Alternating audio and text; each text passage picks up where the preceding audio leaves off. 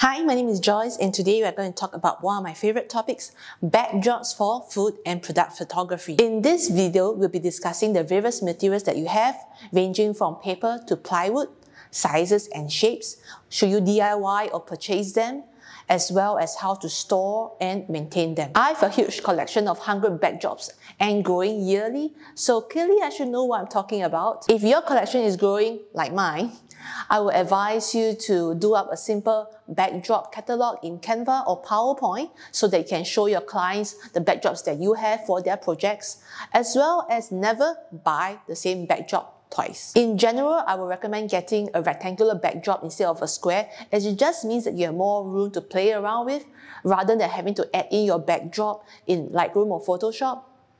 Minimum sizes are 60 cm by 90 cm, but personally I prefer the 90 cm by 120 cm as I usually do very large flat lays for my clients. I do need to qualify that as I'm based in Singapore, I do have limited access to backdrop suppliers, so my recommendations in this video is really based on the quality of the backdrops as well as the associated shipping cost that comes with it. Alright, let's start by talking about material. First, we have paper that you can easily purchase from your art store. Benefits are that it's affordable, comes in a multitude of colors, it's lightweight, you can easily roll it up and store it. However, you do have to be careful when you are shooting liquids as it tears easily when it's wet. If you are placing food directly on it, it could cause stains or wrinkles. So I would recommend using a plate instead or a board. Do always get like a couple of extra sheets of each color that you're using just in case something happens during the shoot and you have a backup. I do recommend using paper as a background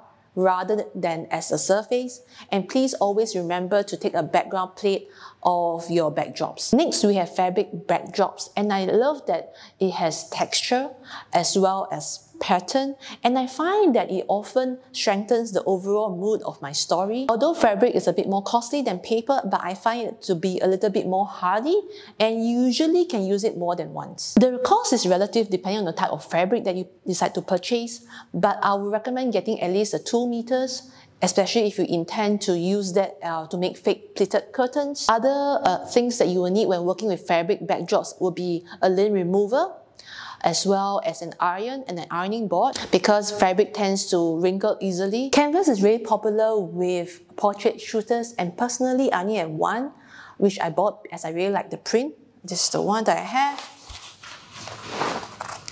This was meant to be a canvas painting, but I repurposed it as my backdrop for food and product photography. I love that it's lightweight and can be stored easily, rolled up, and it's pretty hardy as well. It serves as a great backdrop, and the cost is pretty affordable, probably around the cost of maybe like in between like paper and fabric. Vinyl is at the core of my collection as it has most of the properties of paper, plus it's waterproof, which really helps if you're working with liquids or foods that stain easily. In terms of cost, it's pretty affordable for the smaller ones. I have bought vinyls from a few different sellers over the years, and I'm sharing with you my best recommendations. So the first off I have would be this smaller vinyls around 54x84 or 52x82 cm from Taobao or EasyBuy. These are printed on both sides, so usually when it comes, I would actually shoot both sides and then decide which is my favorite one before I tape it down to a board. This is how it looks like. Right, this one as well as that. Right. The pros of these backdrops is that it's matte. It also is really affordable at around $4 a piece, and you have many designs to choose from. It's a hit or miss as I've bought some that have really bad wrinkles, like right in the middle of the backdrop, and for those I will just use them as a blurry background for my shoots. Other than that, I would say that these are really sort of like the starter vinyl backdrops that you should consider getting. I also make these backdrops from Daiso remake sheets, right? Like this one. It's even bigger than me. I would choose the designs that are matte rather than the shiny ones. I find that they work well as a background rather than as a surface because you usually require at least 3 or 4 pieces of it to join them together and paste them on the board. So if you use them as a tabletop, you can easily see those lines. I also have vinyls from Club Backdrops. which is based in the UK. And I like them because of the larger sizes that they offer, which is 90 cm by 120 cm. They also offer customizable color backdrops, which you can order, just provide them in terms of CMYK or RGB or hex code.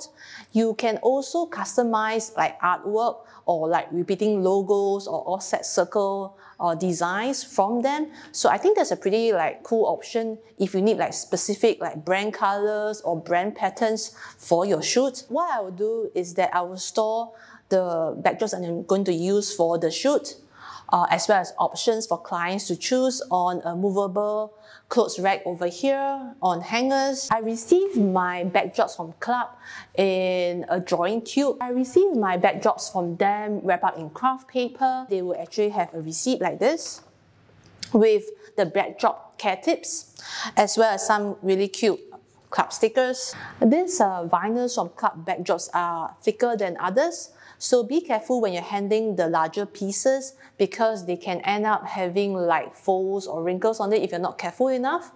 The quality is pretty good, I would say. I have received pieces that have a little bit of like misprint at the corners or at the sides, but that doesn't really bother me. They also offer a mystery pack which you can purchase along with a regular order, and basically it's a mystery, right? You wouldn't know what kind of backdrops you will get, but in terms of cost-wise, it's really much lower because according to them, it's like misprints or things that do not meet the cut. But I bought a mystery pack from them and I do not see where the misprint or the errors are from, so I use them as per normal. If you are a first-time buyer from Club Backdrops, please do use my affiliate code below. You will get a free backdrop, just like that. Lastly, I have these vinyls from Woodville Workshop. These are actually smaller in size, 60 cm by 90 cm. And the vinyl is actually thinner than the ones from Club Backdrops. And they do have a lot of like similar or like the same prints from their plywood designs. These are the ones from Woodville Workshop. I like to clip my vinyl backdrops on a background stand like this if it's smaller. If it's a larger piece like this 90 times 120 cm, usually I either use a C-stand or I would have like two of these with a longer pole like this, right? Which I actually made just by combining two of the smaller ones, and then use A-clamps to clamp them down. So that's how I use a background stand. Alternatively, you can also use like gaffer's tape and then just tape your vinyls to the wall. I don't like to do that because I'm in a rental and I don't want to keep painting the walls of my studio.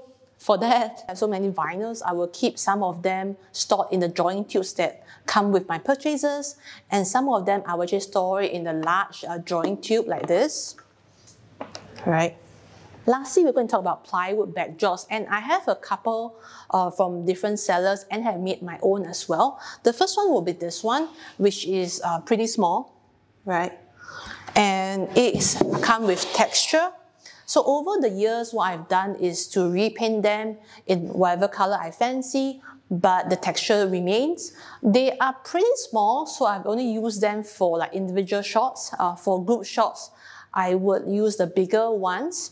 So the second one I have would be the slightly larger at 60 by 90. This is a thin plywood that I have, right, that I bought. And then I just like painted it with acrylic paints, right? Or you can use chalk paints as well. I would suggest getting at least 3 shades of a color, as well as a neutral, either black, white, or grey to begin with, and then mix them up and then start painting. These are the 60 by 90 plywood backdrops that have been hand painted by Woodville Workshop. I have a few of them, and I find them to be extremely beautiful. They are like works of art by themselves, I must say. And the photorealism of this is incredible. I think it works really, really good for like close-up shots, especially for the tabletop. And the grooves that you see here are the real grooves. Alright, it's really different from like the vinyl backdrops that you get that have been printed, especially when it comes to close-ups. So I really highly recommend them if you are getting like maybe the tile or the wooden backdrops.